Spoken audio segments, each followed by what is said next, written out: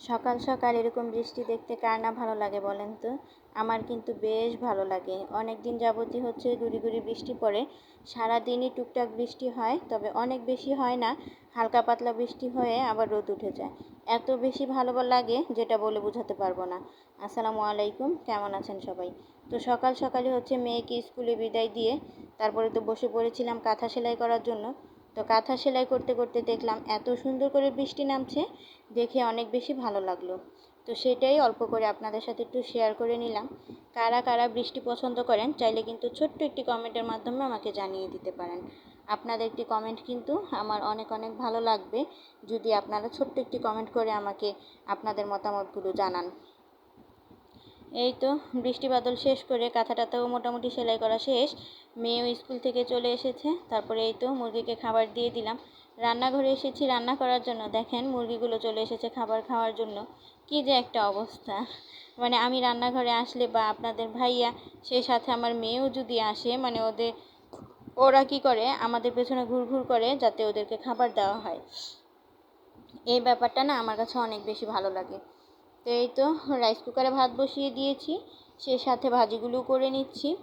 আসলে রান্না বান্না করতে না এখন একদমই মন চায় না, মনে হয় যত শর্টকাটে করা যায় তত বেশি ভালো। তবে শর্টকাটে কি আর করা যায় বলেন। আপনাদের ভাইয়াও খেতে চায়, এটা খাবে ওটা খাবে, আবার সেই সাথে আমার মেয়েও আছে, ও বলে আম্মু আমি এটা খাবো ওইটা খাবো, তো না বানিয়ে দিয়েও পারি না। এরকম হয়েছে অবস্থা, এখন আর কি কষ্ট হলেও করে নিতে হয়। এই যে রান্নাগুলো করি আমার মনে হয় যে অনেক বেশি কষ্ট হয়, সেই সাথে না বুকের মধ্যে এমনভাবে ধরপড়ানি বেড়ে যায়, সেটা আমি আপনাদেরকে বলে বোঝাতে পারবো না। তো দেখেন মেঘলা আকাশ কত সুন্দর লাগছে, তাই না? আমার কাছে কিন্তু ভীষণ ভালো লাগছে, সেই সাথে হালকা হালকা রোদও ছিল। আচ্ছা, যারা এই পর্যন্ত আমার ভিডিওটি দেখেছেন, একটু হলেও যদি ভালো লেগে থাকে চাইলে কিন্তু আমার ভিডিওটিতে একটি লাইক করে দিতে পারেন। আর যদি খুব বেশি ভালো লেগে যায় তাহলে কিন্তু আমার চ্যানেলটিকে সাবস্ক্রাইব করে আমার চ্যানেলের পাশেই থেকে যেতে পারেন। তো এই তো রান্নাবান্না তো মোটামুটি শেষ পর্যায়ে চলে এসেছে। আমি আজকে রান্না করতেছি হচ্ছে ডাল, খাসির মাংস, সেই সাথে ভেন্ডি ভাজি। জানি না কারা কারা ভেন্ডি ভাজি পছন্দ করেন, আমি কিন্তু অনেক বেশি পছন্দ করি। সেই সাথে হচ্ছে ডালটা হলে তো আর কোনো কথাই নেই। আর আপনাদের ভাইয়ার জন্য হচ্ছে খাসির গোস্তটা রান্না করা হচ্ছে। আসলে যারা কুরবানি দেয় তাদের ঘরে কিন্তু অনেক পরিমাণে গোস্ত থাকে, আর যেহেতু আমরা কুরবানি দেই না সেহেতু আমাদের বাসায় ওরকমভাবে কোনো গোস্তও নেই। তবে যতটুকু এসেছে, যেখান থেকেই এসেছে, তো আমরা চেষ্টা করি যে খুব তাড়াতাড়ি যেন এই গোস্তটা খাওয়া হয়ে যায়। আসলে এই যে গোস্তগুলো না, এগুলো যত তাড়াতাড়ি খাওয়া যাবে তত বেশি ভালো। মানে এটা আমার কাছে মনে হয়, জানি না আপনাদের কাছে কেমন লাগে, তবে আমার কাছে এই জিনিসটাই মনে হয় যে যত তাড়াতাড়ি খেয়ে নিব তত তাড়াতাড়ি হয়তো বা ভালো হবে, শেষ হয়ে গেলেই শান্তি, এরকম একটা অবস্থা। তো খাসির গোস্ত যেহেতু অনেকটাই কম ছিল, তো এজন্য আমি সাথে অ্যাড করে দিয়েছিলাম আলু। আর এই আলুটা না আপনাদের ভাইয়া অনেক বেশি পছন্দ করে। আর আমার কাছে মনে হয় খাসি গোস্ত বা গরুর গোস্ত যেটাই হোক না কেন, সেটার মধ্যে যদি একটু আলু দেওয়া যায় তাহলে কিন্তু খেতে অনেক বেশি ভালো লাগে।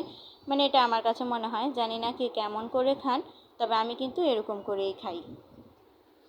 আচ্ছা, কথা বলতে বলতে কিন্তু অনেক সময় অনেক রকমের ভুল হয়ে যায়, প্লিজ আপনারা ক্ষমা সুন্দর দৃষ্টিতে দেখবেন। সেই সাথে টুকটাক কিন্তু হালকা পাতলা একটু আওয়াজও হয়।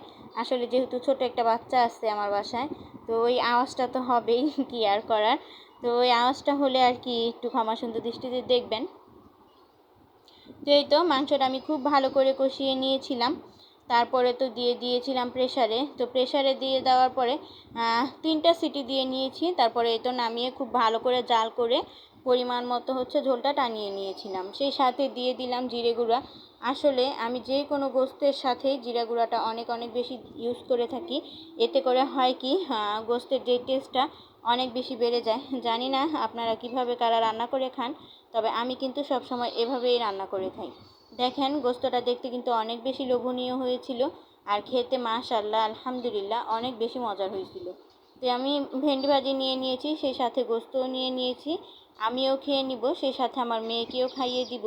আর এই যে গোস্তটা এত সুন্দর করে সেদ্ধ হয়েছিল, যেটা আমি আপনাদেরকে বলে বোঝাতে পারবো না, সেটা কিন্তু ভিডিওতে দেখে আপনারা বুঝতে পেরেছেন। তো এই তো আমার মেয়েকে খাইয়ে দিচ্ছি, সেই সাথে আমিও খেয়ে নিচ্ছি। আজকে খাবার খেতে খেতে ভিডিওটা শেষ করে দিব। দেখা হবে নতুন কোনো ভিডিওতে। ততক্ষণ সবাই ভালো থাকবেন, সুস্থ থাকবেন, আমাদের জন্য দোয়া করবেন। আল্লাহ হাফেজ, আসসালামু আলাইকুম।